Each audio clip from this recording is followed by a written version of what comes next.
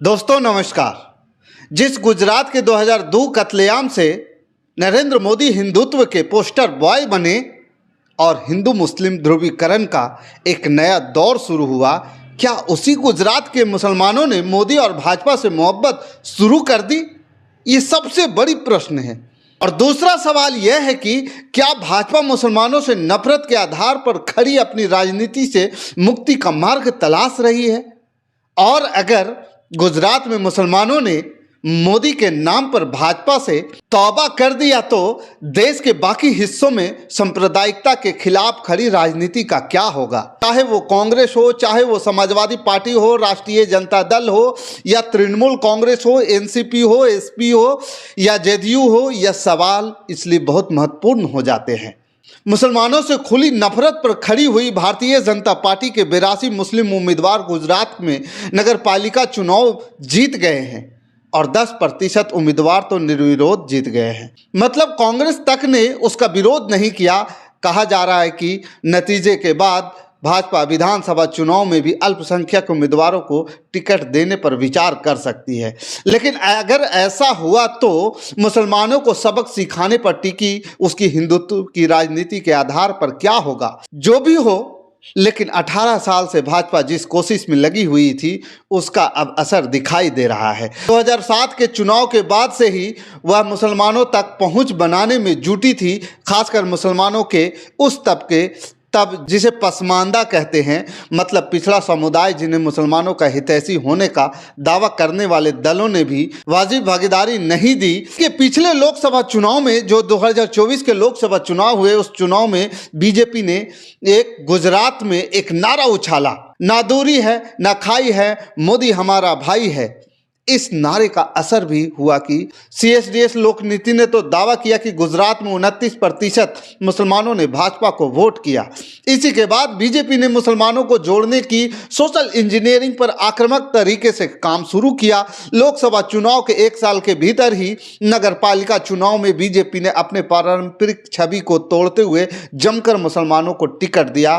Party ने मुसलमान समुदाय के कुल 130 उम्मीदवारों को टिकट दिया, इनमें 82 जीत गए और यह 2018 के स्थानीय चुनाव की तुलना में सीधे 78% ज़्यादा है। जब बीजेपी के 46 मुस्लिम उम्मीदवारों ने जीत दर्ज की थी, खासकर भरूच जैसे मुस्लिम बहुल जिले में, तो बीजेपी ने 31 मुस्लिम उम्मीदवारों को मैदान में उतार दिया। इसका असर यह हुआ कि गुजरात के नगर निकाय चुनाव में बीजेपी ने 68 में से 66 नगर पालिका में जीत हासिल की, जबकि कांग्रेस केवल 1 नगर पालिका जीत सकी।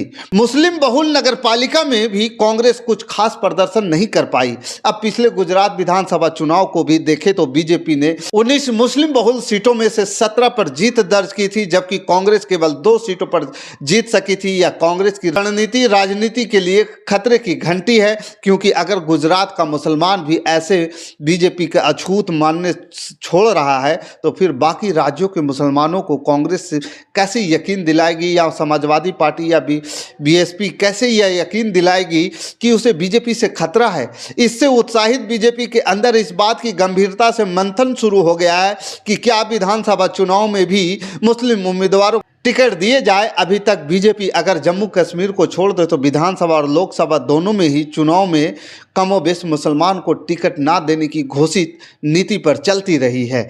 याद कीजिए, जब प्रधानमंत्री नरेंद्र मोदी ने भाजपा की राष्ट्रीय कार्य की बैठक की और बैठक में पसमानदा मुसलमानों से संपर्क की ज़रूरत बताई थी, उसी साल उन्होंने भोपाल में कहा था कि अगड़े मुसलमान अपने ही समुदाय के पिछड़े मुसलमानों यानी पसमानदा समुदाय की जो हुक्म करते हैं, उनका शोषण करते हैं। इंद्रेश कुमार के नेतृत्व में राष्ट्रीय स्वयंसेवक संघ के सांघिक संगठन राष्ट्रीय मुस्लिम मंच आक्रामक तरीके से पसमानदा को यकीन दिलाने में जुटा है कि भाजपा उसकी दुश्मन नहीं है।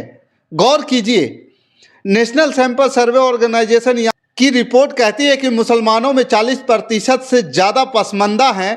इस हिसाब से देश के कुल पिछड़े समुदाय की जनसंख्या में पसमानदा मुसलमानों की हिस्सेदारी 15% से ज़्यादा बैठेगी। इतने बड़े तबके का जब बीजेपी के तरफ मुड़ना बीजेपी के विरोध पर टिकी पार्टियों के पैरों तले की जमीन खिसक सकता है। देखिए, लोकसभा की 65 सीटों पर 30% से ज़्यादा मुस्लिम वोटर हैं और 92 सीटों पर 20% से ज़्यादा मुस्लिम वोटर है। 41 सीटों पर 21 से 30%, 11 सीटों पर 41 से 50% और 24 सीटों पर 31 से 40% और 16 सीटों पर 50% से ज़्यादा मुस्लिम मतदाता हैं। भाजपा लंबे समय से इस वोट बैंक में सेंध लगाने की कोशिश कर रही है। तो सवाल यह है कि क्या समान नागरिक संहिता, 3 तलाक और वक्फ बोर्ड जैसे मुद्दे मुसलमानों के लिए महत्वहीन हो चुके हैं, या फिर विपक्षी पार्टियां मुसलमानों तक पहुंच बनाने में नाकाम रही है। देखिए कि भाजपा के अल्पसंख्यक मोर्चे ने 2024 के लोकसभा चुनाव में स्नेह संवाद जैसे कार्यक्रम के जरिए लगभग 1500 विधानसभा क्षेत्रों में मुसलमानों से बात की।